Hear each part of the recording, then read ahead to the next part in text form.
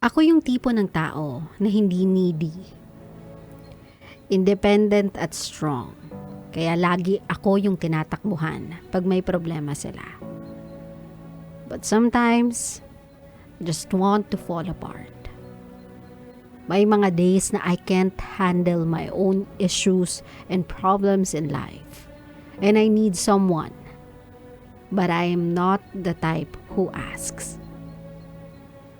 I don't want to look weak kasi I cannot afford to look defeated.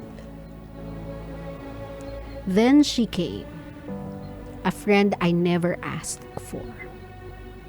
When everyone thinks I'm okay, she's the only one who stays at sinasabing, "So okay, anong meron sa'yo?"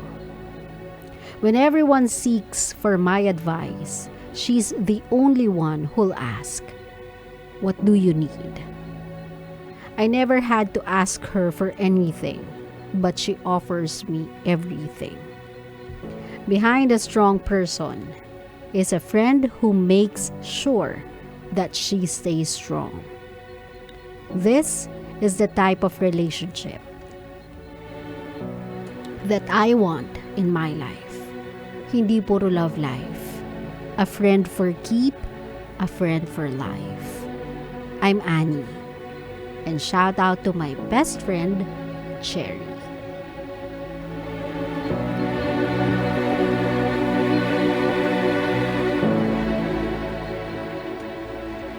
My love, sabi ko naman sa inyo, basta usapang for keeps, hindi lang yan about romance, hindi lang yan about love, hindi lang yan about boyfriend or girlfriend. You can also apply it to a friend.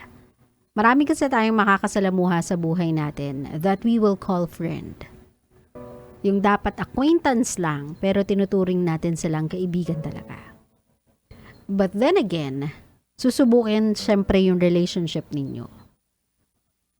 And more often than not, kapag dumadating yung mga pagsubok na yon, mostly na mga inaakala mong quote-unquote kaibigan,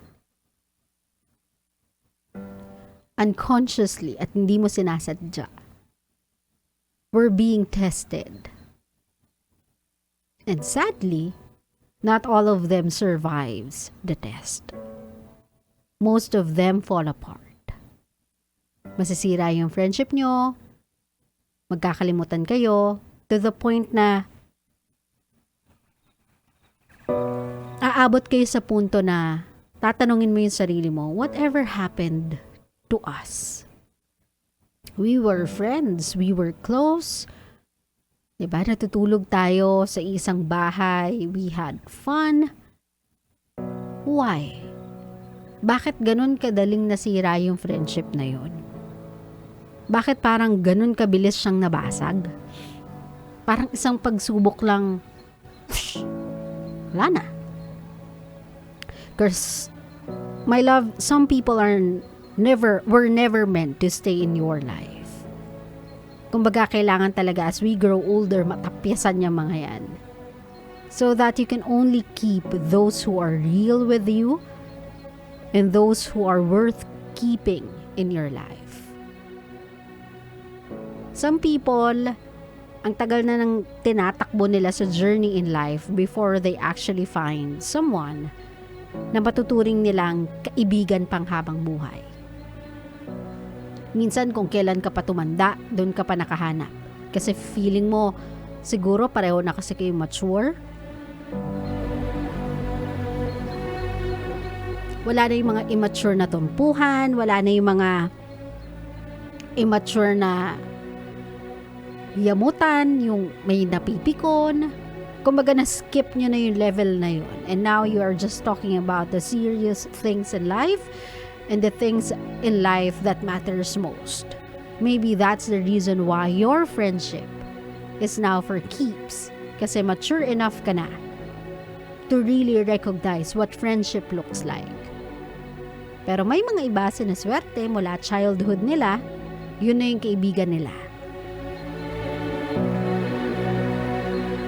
So sa mga kabisyo natin, tandaan nyo, hindi lahat ng nakakasalamuha ninyo sa inuman, hindi lahat ng nakakasama ninyo sa galaan, hindi lahat ng mga tao na nakakasayawan nyo sa mga bar, sa mga party, yung sumisigaw ng shot, yung kuwela, yung nakakatawa, yung lively, hindi lahat ng mga nakakasalamuhan yung yan.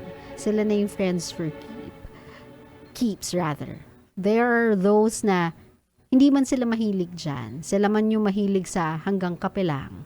Sila man yung kadalasan umuuwi agad after ng celebration outside. Sila man yung tipo ng taong hindi trip ang bar hopping, mas gusto pang bumili ng mga libro. The meaning and foundation of your friendship will be tested by time. Will be honed by experience. Will be fortified by all the journey you'll take together. And if by the end of so many journey or so many chapters ng buhay mo, andyan pa din siya. Walang nagbago. You still go out for coffee. Umuwi pa rin kayo ng maaga after party. You still share the same or even different things and yet get to enjoy each other's company.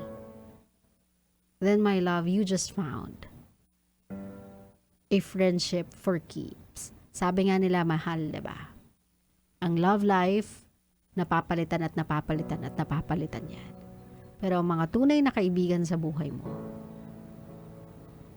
minsan mo lang mahanap yan. So, of all the relationships you keep close to you, family aside, ito yung pinakapangalagaan mo. May jowa ka man o wala, nasa taas ka man o nasa baba, tanggap ka nila. Hindi mo kailangan patunayan yung sarili mo sa kanila. And they will be with you. They will support you. They will cheer for you. They'll pick you up every time you are down. No judgment, no questions, no conditions. So kung meron na kayong nahanap na ganyan sa buhay ninyo, I know I found mine. Keep them for the rest of your life. Take care of that relationship.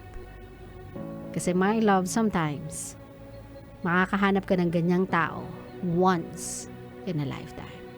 Klaro? Klaro.